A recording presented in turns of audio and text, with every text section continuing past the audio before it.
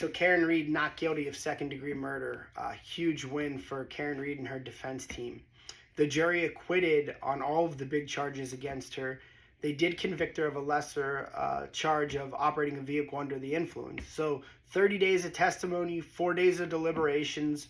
That's just an outstanding job by her defense team. They really did a nice job. If you were following this trial and you were listening to the legal experts and the pundits, you know, they were hypercritical about the interviews that she did and the documentaries that she did. They believe that ultimately that it may sink her in this trial, where in hindsight it was probably a brilliant move. Karen Reed testified and wasn't subject to cross-examination. If you look at what the jury ultimately did, is they convicted her on the operating a vehicle under the influence. Well, if you watch the interviews, if you watch the documentaries, she talks about how drunk she was. So she gave them something to hang their hat on. As it relates to the major charges, the second-degree murder charge, I always thought that was a stretch. I didn't know if they would acquit.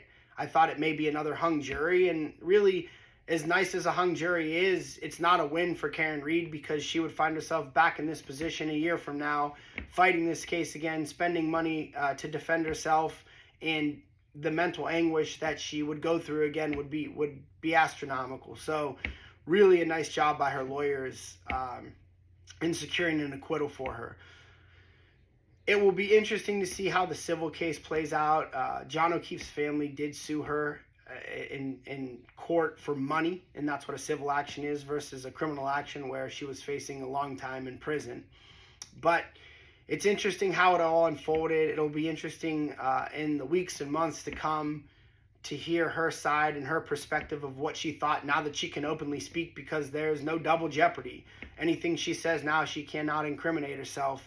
And I'm sure that she'll write a book, and her lawyers will have different things to say, but it was a really captivating case. It had a ton of national news attention.